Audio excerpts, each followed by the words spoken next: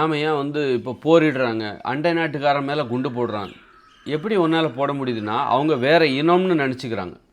எதனால் வந்து ரஷ்யாக்காரங்க உக்ரைன் மேலே குண்டை போடுறாங்க, இஸ்ரேல்காரன் வந்து பாலஸ்தீன மக்களை குண்டு போட்டு அழிக்கிறான். கைகாலெல்லாம் போயிடுச்சு. நிறைய குழந்தைகளுக்கு கைகால்களே இல்லை, வெடி விபத்தில் கால்கள் இல்லை, கைகள் இல்லை. பெண்களுக்கு கூட அந்த மாதிரி நிறைய இளம் பெண்களுக்கு, இளைஞர்களுக்கு, வயசானவங்களுக்குன்னு சொல்லி குண்டு வெடிப்பில் கைகால்கள்லாம் போயிடுச்சு.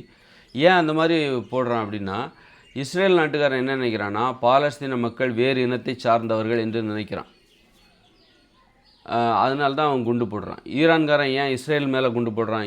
இஸ்ரேல்காரன் வேறு இனத்தை சார்ந்தவன். இஸ்ரேல்காரன் நினைக்கிறான் ஈரான்காரன் வேறு இனத்தை சார்ந்தவன். இப்போ ஆனால் இனம்ங்கிறது ஒன்று தான். அதை என்றைக்கு நீ உணர்றியோ அன்னைக்கு மனித இனம் அமைதி அடையும்.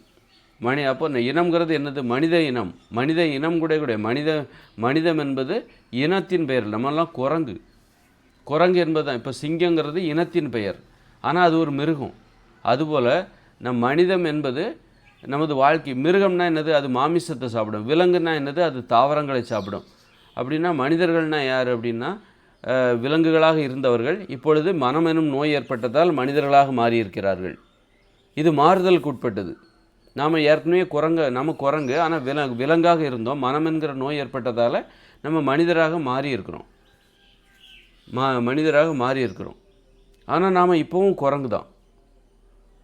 அதனால் வந்து நமது இனம் என்பது என்னென்னா நாம் வந்து குரங்கு, நாம் அனைவரும் குரங்குகள் அப்படின்னு நாம் என்றைக்கு உணர்கிறோமோ அன்னைக்கு தான் இந்த மாதிரி ஒரு இன்னொரு இனம்னா நம்ம வந்து இன்னொரு சாதின்னா அடிச்சே கொள்ளலாம். ஆனால் நம்ம சாதிகாரன், ஏன்னா அப்போ இன்னொரு சாதிகாரன் இன்னொரு இனம்னு நினைக்கிறான். ஏன் இன்னொரு சாதிகாரன் அப்படின்னு நினைக்கிறாங்க அப்படின்னா அது இன்னொரு இனம்னு நினைக்கிறாங்க. ஒரு சிங்கம் வந்து அது ஒரு இனம், அது புலியை பற்றி கவலைப்படாது, ஏன்னா அது இன்னொரு இனம். ஒரு புலி வந்து மானை பற்றி கவலைப்படாது, ஏன்னா மான் என்பது இன்னொரு இனம், மானை கொலை செய்யும். நாம் ஏன் ஆட்டுக்கறி சாப்பிட்றோம்? ஆடு என்பது வேறொரு இனம், அதனால தான் ஆட்டை கொலை பண்ணி சாப்பிட்றோம். மனிதர்களை நம்ம கொலை பண்ண அனுமதிக்கிறது இல்லை, ஏன்னா மனிதர்கள் அனைவரும் ஒரே இனத்தை சார்ந்தவர்கள். ஆனால் ஒரு இஸ்ரேல்காரன் என்ன நினைக்கிறான்? இஸ்ரேலுங்கிறது தனி இனம், யூத இனம். ஆனால் பாலஸ்தீனர்கள் வேறு ஒரு இனம். எப்படி நாமெல்லாம் மனிதர்கள், ஒரு ஆடுங்கிறது வேறு, அதனால் ஆட்டை கொலை பண்ணுறோம்ல, அது மாதிரி இஸ்ரேல்காரன் என்ன நினைக்கிறான் அப்படின்னா நாமெல்லாம் யூத இனம், பாலஸ்தீனியர்கள் ஆடு மாடுகளைப் போல ஒரு பிற இனத்தை சேர்ந்த உயிரினம், அதனால் நீ கொலை பண்ணலாம், தப்பே இல்லை. இப்போ இந்த நினப்பு தான் போர்களுக்கு காரணமாக இருக்குது. ஒரு சாதி என்ன நினைக்கிறான்? நாமெல்லாம் வந்து தேவர் இனம் அல்லது நாடார் இனம், வன்னியர் இனம், கவுண்டர் இனம் அப்படின்னு நினைக்கிறான். கவுண்டர் என்ன நினைக்கிறான்? நாடார் இனம் தான்ங்கிற வேறொரு இனம். அப்போ அவங்கள வந்து நம்ம என்ன வேணாலும் பண்ணலாம், கொலை பண்ணலாம், என்ன வேணாலும் பண்ணலாம். ஆனால் அப்படிங்கிற அந்த தத்துவத்தின் அடிப்படையில் தான் சாதிங்கிறது செயல்படுகிறது. ஆனால் நம்ம என்ன பண்ணுறோம்? சாதிக்கு எதிராக நிறைய விழிப்புணர்வு பெற்றதால் பிற சாதியினரை நம்ம எதுவும் பண்ணிடக்கூடாது, அதுக்கு சட்டம் அனுமதிக்காது. ஆனால் வந்து இதுக்கு முன்னாடி பிற சாதியினரை கொல்வதற்கு முன்னாடிலாம் அந்த அளவுக்கு வெறியோடு இருப்பாங்க. காரணம் அவங்கெல்லாம் வேறொரு இனம். எப்படி நம்ம ஒரு ஆட்டை கொல்கிறோம், ஒரு மாட்டை கொல்றோம், ஏன்னா ஆடு மாடு என்பது அது வேறொரு இனம் அப்படின்னு நாம் நினைக்கிறோம். அதுபோல் ஒரு சாதியினர் இன்னொரு சாதியினரை வேறொரு இனத்தை சேர்ந்தவர்கள், வேறொரு இனத்தை சேர்ந்த உயிரினம் அப்படின்னு நினைக்கிறாங்க. இன்னொரு இனத்தை சேர்ந்த உயிரினத்தை பற்றி நம்ம கவலைப்பட மாட்டோம். ஒரு ஆடு வந்து மாட்டை பற்றி கவலைப்படாது, மாடை பற்றி தான் கவலைப்படும், ஆடை பற்றி தான் கவலைப்படும். அதுபோல் ஒரு நாடார் என்ன தன்னை நினைக்கிறவர் நாடாரை பற்றி மட்டுமே கவலைப்படுவார். ஒரு தேவரை கொலை பண்ணுறதுக்கோ அல்ல எஸ்சியை கொலை பண்ணுறதுக்கோ அவங்க தயங்க மாட்டாங்க. ஆனால் இன்றைக்கி அந்த உணர்வு, அந்த கொலைவெறி கட்டுப்படுத்தப்பட்டிருக்கு. நிறைய விழிப்புணர்வு, சாதிங்கிறது போய் அப்போ சாதிக்கு எதிரானவர்கள் இன்றைக்கி நிறைய பேர் ஆகிட்டாங்க.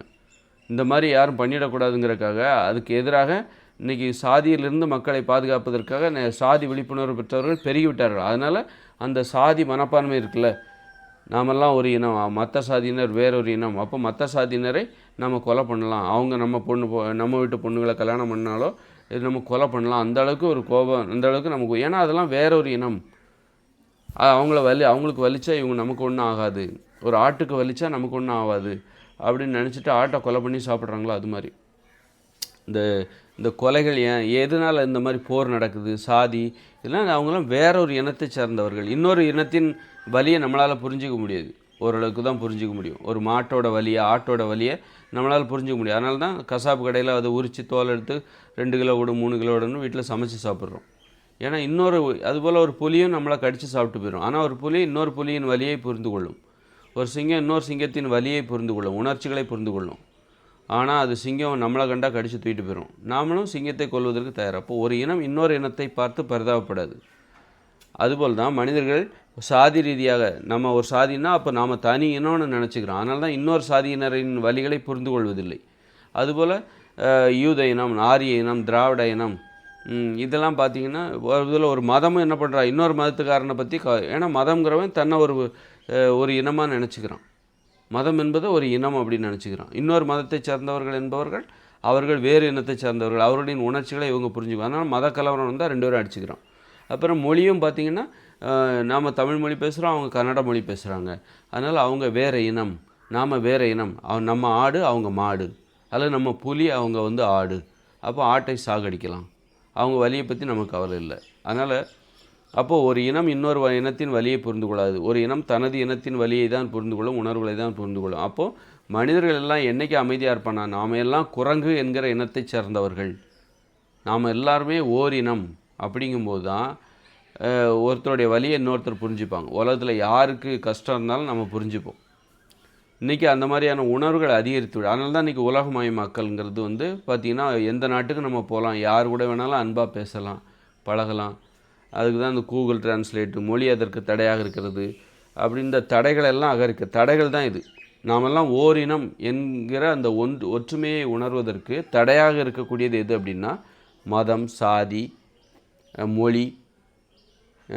நம்மலாம் ஓரினம் அப்படிங்கும்போது ஒரு சிங்கம் இப்போ இந்தியாவில் இருக்கிற ஒரு சிங்கம் கர்ஜிக்குது அப்படின்னா ஆப்பிரிக்கா சிங்கத்துக்கு அது புரியும். இங்கே இருக்கிற ஒரு காகம் கரைகிறது அப்படின்னா ஒரு அமெரிக்காவில் இருக்கிற காகம் கரைந்தாலும் அதோடைய உணர்வுகள் புரியும். ஆனால் மொழி ரீதியாக நாம் வேறுபட்டிருக்கோம். அப்படி இருக்கும்போது நாமெல்லாம் ஓரினம் புரிஞ்சிக்க முடியல. ஆனால் உணர்ச்சிகளை புரிஞ்சிக்க முடியும். ஒருத்தருடைய வலிகளை மொழிகளை வேணால் புரிஞ்சிக்க முடியாமல் போகலாம், ஆனால் உணர்ச்சிகளை புரிஞ்சிக்க முடியும். ஒரு ஜப்பானியர்களுக்கு துன்பம் ஏற்பட்டால் நமக்கு துன்பம் ஏற்படும், அமெரிக்கர்களுக்கு துன்பம் ஏற்பட்டால் நமக்கும் வலிக்க தான் செய்யும். அதனால தான் எங்கே அநியாயம் நடந்தாலும் நம்ம தட்டி கேட்குறோம். அதனால் அந்த வகையில் இந்த மொழி என்பது மொழியால் நம்ம நாட்டின் பரப்பளவு நிலத்தால் வேறுபட்டிருந்தாலும் நம்ம மனிதர்கள் உணர்வு ரீதியாக நாம் ஒன்றுபடுகிறோம். அதனால் நாமெல்லாம் ஓரினம் உணர்வதை ஓரினம் என்று உணரும் பொழுது அப்போ ஒற்றுமை ஏற்படும். அப்போ தான் இப்போ மனிதர்கள் கூட பார்த்திங்கன்னா ஒரு ஆங்கிலங்கிற ஒரு மொழியை அடிப்படையாக கொண்டு நாமெல்லாம் ஒன்று என்கிற உணர்வை பெற வேண்டும் என்பதற்காக ஆங்கிலத்தை கற்பதற்கு ஆர்வமாக இருக்கிறார்கள். ஆனால் ஆங்கிலம் என்பது ஒரு அன்பு இல்லாத வன்முறை மொழி, அது ஒரு தொழில் மொழி. ஒரு தொழில் செய்வதற்காக தான் இன்றைக்கி நாம் ஆங்கிலத்தை கற்கிறோமே தவிர வீட்டுக்கு வந்தால் நம்ம தமிழ் அந்த தாய்மொழியில் தான் போகிறோம். அதனால் ஆங்கிலத்தை அடிப்படையாக கொண்டு உலக மக்களை ஒன்றிணைத்து விடலாம், அது உலக மொழியாக ஏற்றுக்கொள்ளப்படலாம் அப்படின்னு மட்டும் நினைக்காதீங்க. அப்படி ஏற்றுக்கொள்ள வேண்டுமென்றால் நம்ம தமிழ் மொழியை தான் ஏற்றுக்கணும். தமிழ் மொழியை தான் உலக மொழியாக, உறவுகளுக்கான மொழியாக, ஒற்றுமைக்கான மொழியாக, நாமெல்லாம் ஓரினம் என்கிற உணர்வை பெறுவதற்கான ஒரு மொழியாக தமிழ் மொழிக்கு மட்டுமே அந்த தகுதி இருக்கிறது. அப்படி நாம் கற்றுக்கொள்வதாக இருந்தால் தமிழ் மொழியை தான் நாம் கற்றுக்கொள்ள வேண்டும். அதனால் மொழியால் இருந்தாலும் உலகத்தில் அதெல்லாம் சாத்தியம் இல்லை அப்படின்னா, மொழியால் நாம் வேறுபட்டிருந்தாலும் உணர்வால் நாம் ஒன்றுபடுகிறோம். ஒருத்தருடைய உணர்வை புரிந்து கொள்வதற்கு நமக்கு மொழி ஒரு மொழியை தாண்டி உணர்வுகளை புரிந்து கொள்வதற்கு நமக்கு எந்த தடையும் இல்லை. ஒருத்தருக்கு வலிக்குதுன்னு பார்த்தா தெரியும், அவங்க சொல்லணுங்கிற அவசியம் இல்லை. வலிக்குது, அழுகுறாங்க, சிரிக்கிறாங்க, அந்த மாதிரி அதை வச்சே உணர்வுகளை புரிந்து கொள்வதற்கு மொழி ஒரு தடையாக இருந்தாலும் மொழியே முதற் தடையாக அல்ல. மொழியை கடந்தும் ஒருத்தருடைய உணர்வை நம்ம புரிந்து கொள்ள முடியும்.